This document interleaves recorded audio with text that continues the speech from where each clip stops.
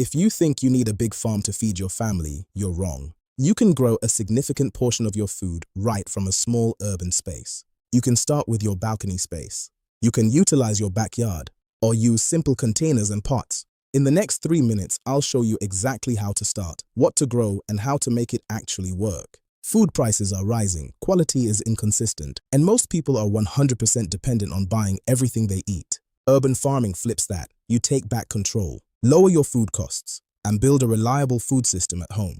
Start with this simple framework. 1. Grow high-yield, fast crops. Focus on foods that give you more output per square meter. Leafy greens like spinach and lettuce.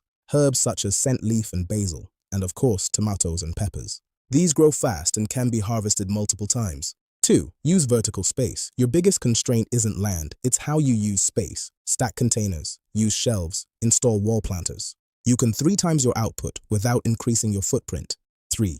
Go container first. Don't wait for perfect soil. Use buckets, sacks, or pots. This gives you control over soil quality and makes scaling easier. Here's a simple beginner setup. Start with 5 to 10 containers. Use a mix of soil and compost. Plant 2 to 3 crop types only. Water consistently once daily. Place in areas with 4 to 6 hours of sunlight. Within 2 to 4 weeks, you'll start harvesting.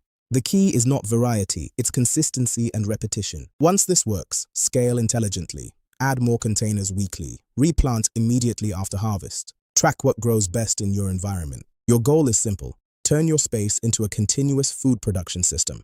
You don't need more land. You need a better system. Start small. Stay consistent.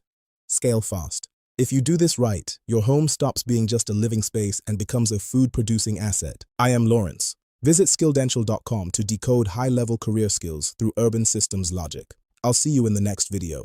Subscribe for more practical systems on building skills, income, and self-reliance.